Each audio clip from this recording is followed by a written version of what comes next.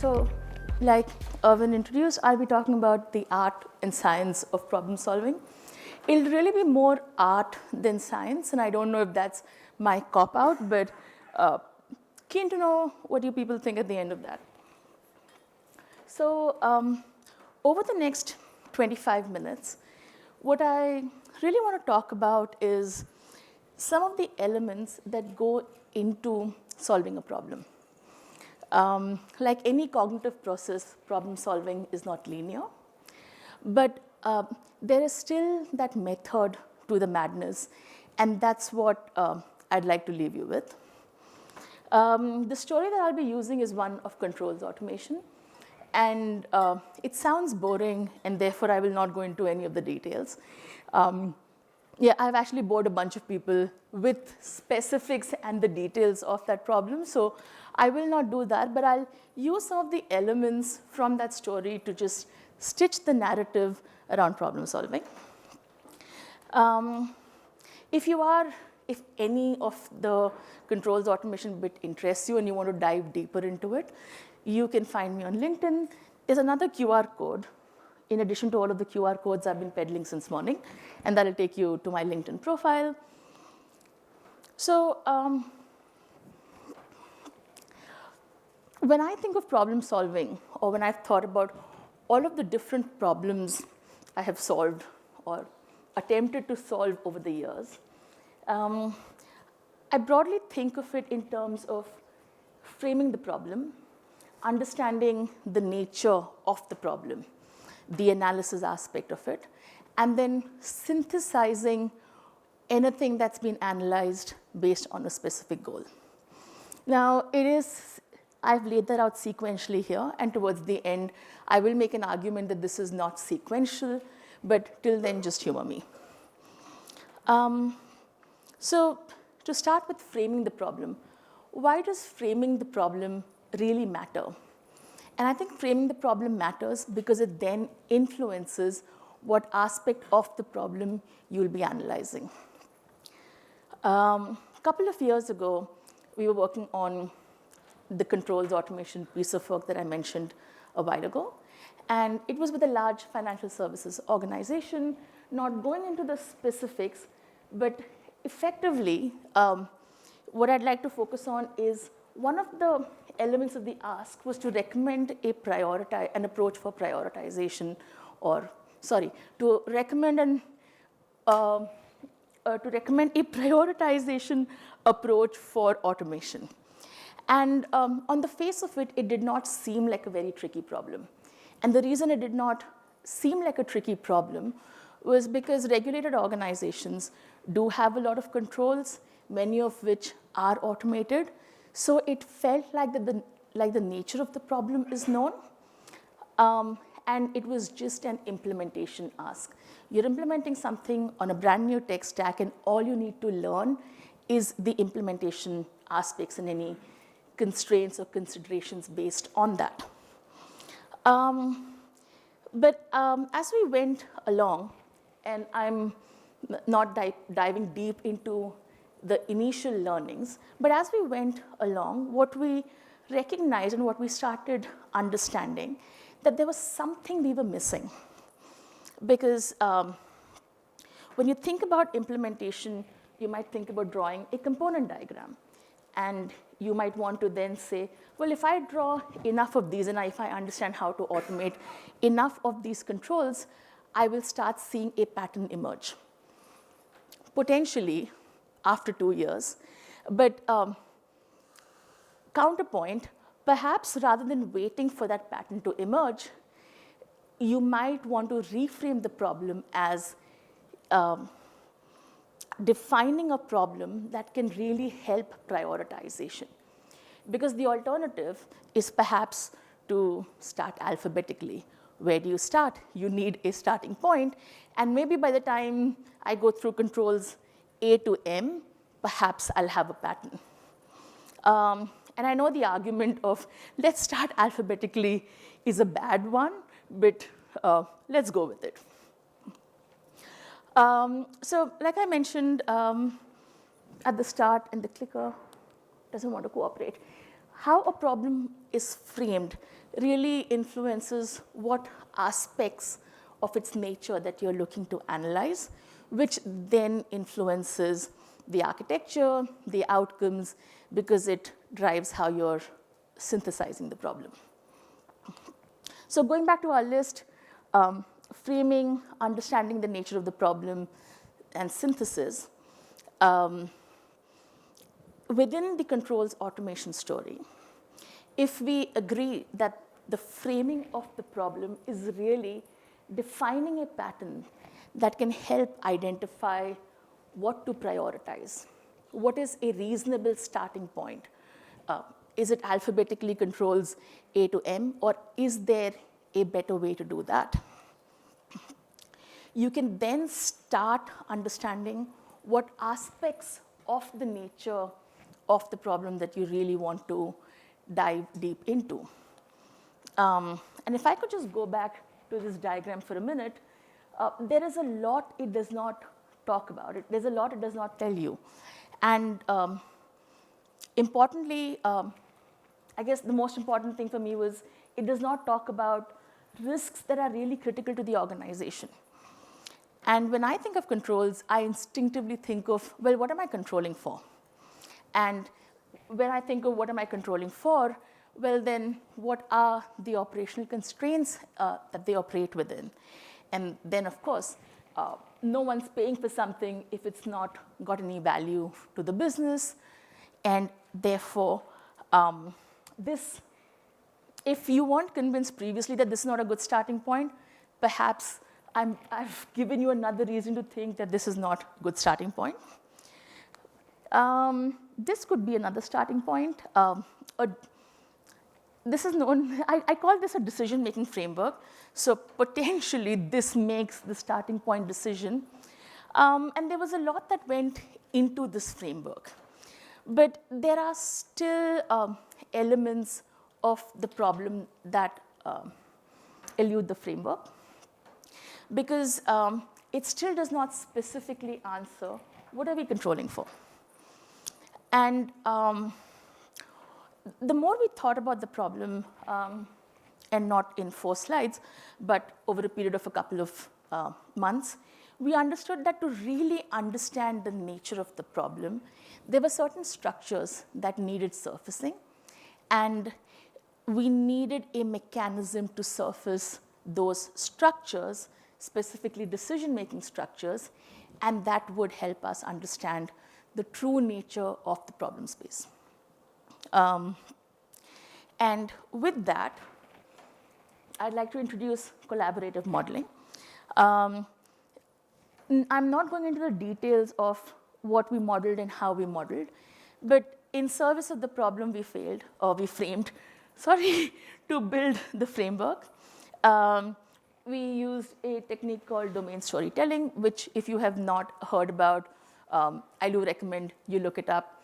I think what really resonates with me is the fact that domain storytelling really retains a lot of the linguistic context. And in doing that, it helps understand decision-making considerations. So we did some collaborative modeling, used a bunch of use cases, a few different heuristics, and where we ended up was an understanding of what is this domain all about? What is the space we're operating within? Using different heuristics helped us understand, using different heuristics helped us refine the conversation, which helped us reduce ambiguity. I think the biggest insight for me was that at some point, I was able to understand the difference between a control that really helps manage business risk and something that's masquerading as a control, but is really about operational efficiencies.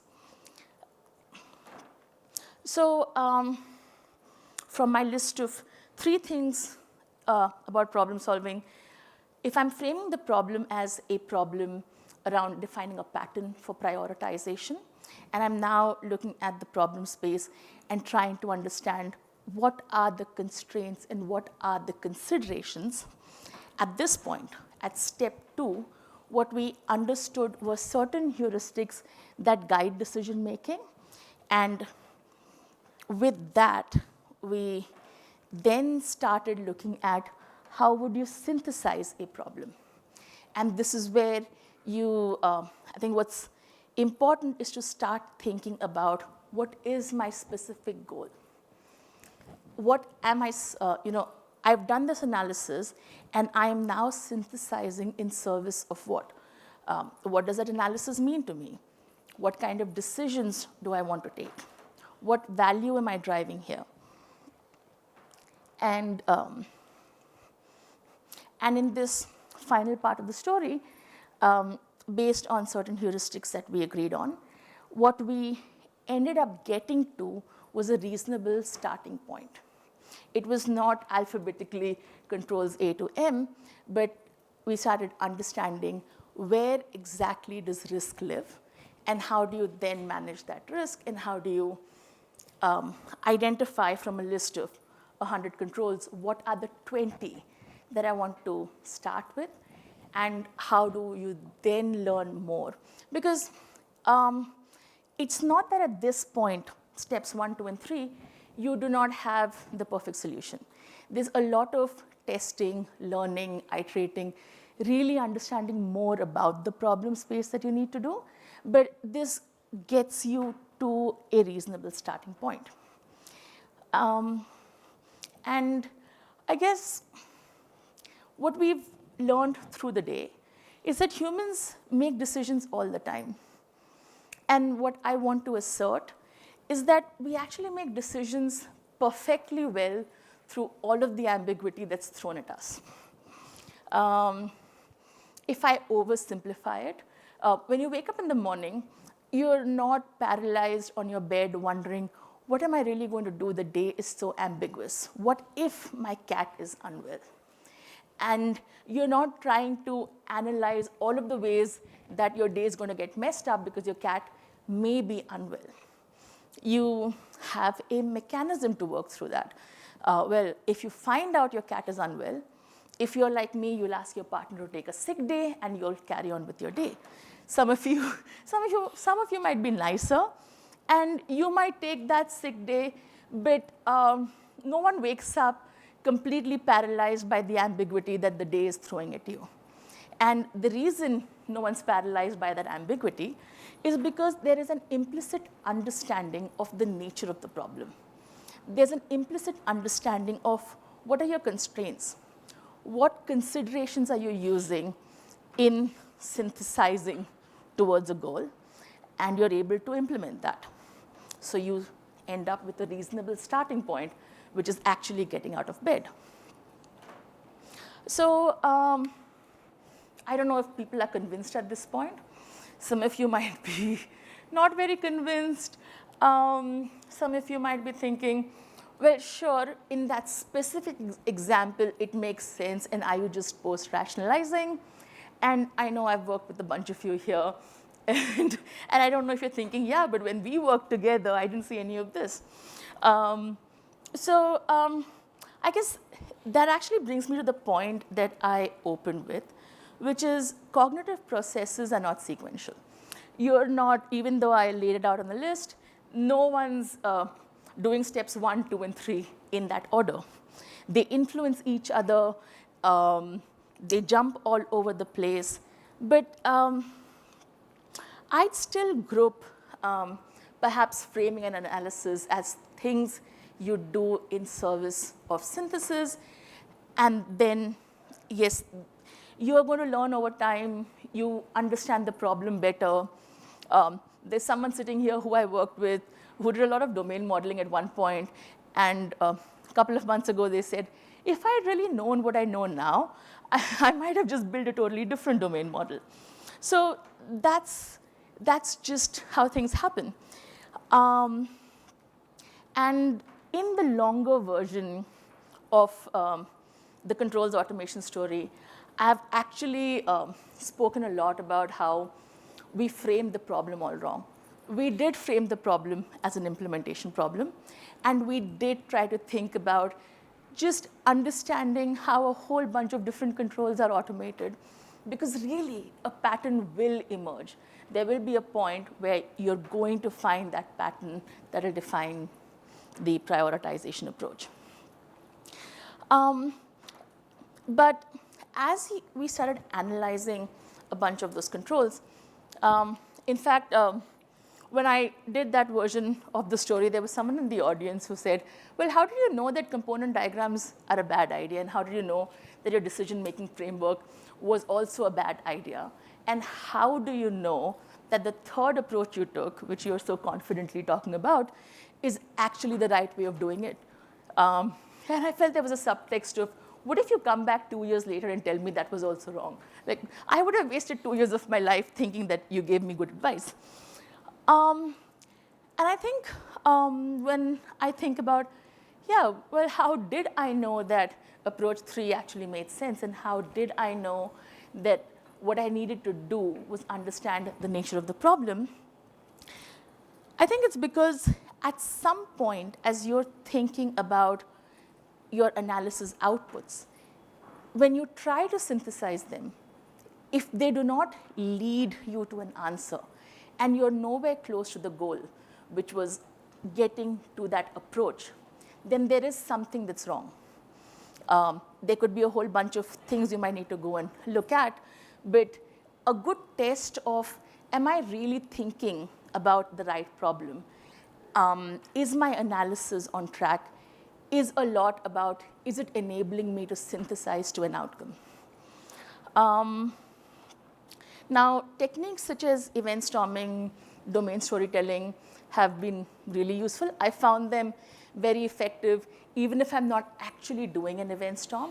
Just trying to understand what the domain is has helped me many times. Sometimes domains are complex. And even if you really try to understand them, it's not that easy. And when I've been in those situations, I found it very useful to think about interactions and think about how different processes interact with each other. Because when I think about how processes interact, that helps me think about where is value being generated. And that's a good proxy to understand what are considerations I should be thinking about when I'm synthesizing something. Sometimes understanding value and understanding those interactions also help you think about, is there a new way to think about the domain? And does it actually help drive a new or a different experience? Earlier this year, I was working on this really fun accounting software. And I don't know how many of you are familiar with accounting software, but it has this concept called a chart of accounts. And if you don't know what a chart of accounts is, please do not Google a chart of accounts. I see a few people laughing, where the story is going. But it seemed on the face of it a very simple concept, but it was weird and complex. And my only understanding of a chart of accounts was really accounting process automation. That's the most I got to it. But that really wasn't helping understand the nature of a chart of account. And that really didn't help understand, well, what do I do with this? How do you actually enable product to drive the value they want to drive? And that's where thinking about the interactions was very useful. And to think about, well, what are the other elements it's interacting with? Accounting and banking interact all the time. And that was one starting point. The other was just users. This was also around the time when Chris and I had just started setting up formal structures for the conference. And at that time, we had a chart of accounts. And thinking about how we wanted to use the chart of accounts also helped me think about, well, what are those interactions between a user and this domain concept? And just understanding some of the decisions that I, as a user, would like to make helped me understand a lot of the domain concepts better. It then also helped me understand the chart of accounts within accounting itself. which then led to a better understanding of value. And yes, at some point, I also wrote a critique of a whole bunch of ways charts of accounts were implemented, but that was just, no one seemed to think they were all that good. So interactions. Domain modeling is a useful tool, domain storytelling, understanding interactions. That's another way of understanding the nature of your system. Some of the other tools that I've found, well, I haven't really used them, but I find it very curious. There's something, I've come across this not in software engineering, and I binge watch a lot of air crash investigations, and I think a lot about how pilots approach understanding the nature of their problem space, which is their aircraft and the things an aircraft does. And one of the ways they understand the problem space is by planning. Pilots are always planning. They're always briefing each other. They're always, as they start their takeoff roll, they're planning. As they're in the air, they're planning. There are a whole bunch of different points they're planning. And planning for what can happen, what are the things that can go wrong, also help understand the problem space. A lot of that understanding then helps redefine and reframe the problem that they started with. And while framing and analysis is a lot in service of synthesis, because that was our test, right? If I'm not able to synthesize, perhaps I'm looking at this all wrong. I feel synthesis is a lot in service of telling a story. What is the goal that I have, and what goal am I synthesizing? All of these elements that I've analyzed towards. So a couple of years ago, I was building a business capability model. And while we had successfully deconstructed the business and the business model into its elements, the question of synthesis was actually a very interesting one, because you understand the capability, but you could synthesize it for some very different purposes. You could synthesize it just to build a current state view of this is what my business is. But also, you could synthesize it to actually influence and drive architectural direction. You could synthesize it very differently because you might want to influence how an organization operates, how teams are structured. So there is a lot in synthesis which is about what is the story that I'm trying to tell, and what is the story that I want to tell. And so I guess what I'd like to leave you with at this point is a thought. And I haven't thought this through a lot, but I often wonder, is problem solving really just storytelling? I'd be keen on hearing your thoughts either now or later. And thank you for your time. The QR code is back. You can find me, and we can talk more about this.